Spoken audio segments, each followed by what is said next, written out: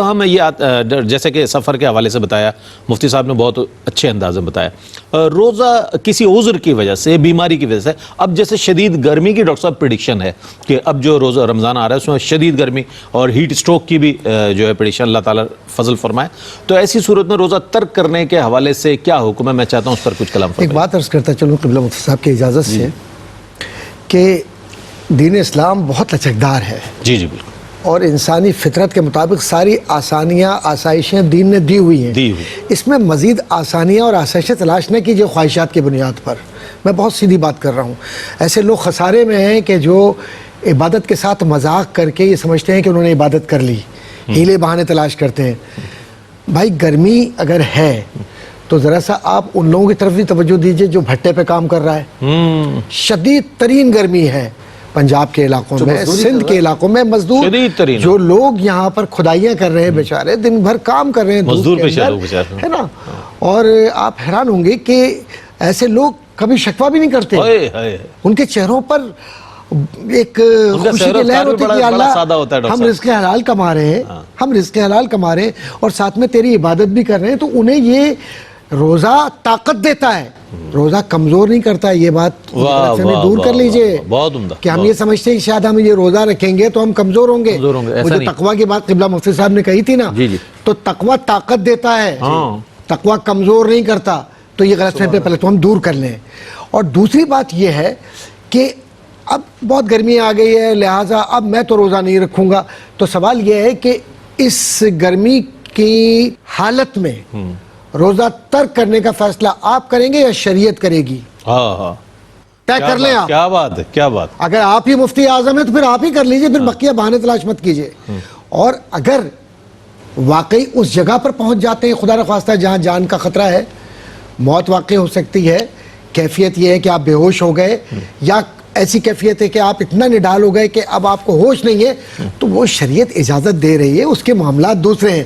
لیکن ذرا سا آپ پیدل چلے اور آپ کے وجود پر ذرا سی گرمی پڑی کیا تو آپ نے جناب بلبلانا شروع کر دیا، تو کیا آپ پھر ان قربانیوں کو فراموش کر دیں گے جو بزرگان دین نے دی ہیں کربلا کے اندر؟ تو ایسا نہیں ہے، کربلا والوں کے بھی روزے ہوا کرتے تھے اور ہوا کرتے رہے ہیں ہمیشہ، اور انہوں نے جو روزوں کے معیار کو مقرر کر دیا وہ معیار وہ ہے جو قرآن و سنت کا ہے۔ اب ایک بات عرض کرتا چلوں، مسافر ہے، دودھ پلانے والی ہے، یا کوئی بیماری ایسی ہے کہ جس میں ایک شیخ اکبر یا ایک بہت ہی بزرگ ہے، کوئی ضعیف ہے، نحیف ہے، مر سکتا ہے، خطرہ ہے، تو دیکھیے اس میں رخصت ہے، حضرت نے قبلہ نے علامہ صاحب نے بھی بیان کیا ہے اس میں۔ لیکن اب اگر ہم ہر شے کو بہانہ بنا لیں، یار میں تو آج اتنا بیمار ہوں اور ڈاکٹر سے دوستی ہے، ڈاکٹر نے کہا ہاں ایسا کریں کہ چھوڑ دیں آج، کوئی بات نہیں روزہ، تو گناہگار یہ بھی ہوا، اور یہ پوری زندگی بھی اگر روزہ رکھے تب بھی وہ روزہ جو تلف کیا اس نے یا توڑا ہے یا روزے کو چھوڑا ہے، اس روزے کے برابر عبادت نہیں کر سکتا۔ کیوں نہیں کر سکتا؟ اس لیے کہ وعید آئی ہے کہ جان بوجھ کر روزہ قضا کرنا یا جان بوجھ کر روزے کو توڑنا کتنا بڑا گناہ ہے، ذرا اس کو پڑھ لیجئے۔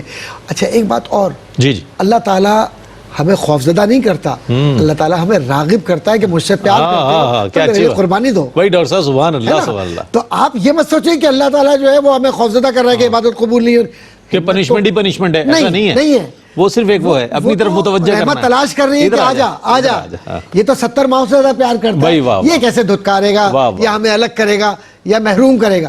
لیکن ایک بات عرض کرتا چلوں، رحمت اللہ علیہ صلی اللہ علیہ وسلم نے جو اصول فراہم کر دیے، روزہ رکھ لیا، غیبت کر رہے ہیں، چغلی کر رہے ہیں، حسد کر رہے ہیں، کینہ کر رہے ہیں، شہوت کی نظر ڈال رہے ہیں، اور آپ جناب جھوٹی قسمیں کھا رہے ہیں شے کو بیچنے کے لیے، واللہ باللہ تاللہ، یہ اس طرح کی گفتگو ہو رہی ہے، تو ہم ان ایسے کام میں کیوں جائیں جو رب کی رضا سے ہمیں دور لے جائے؟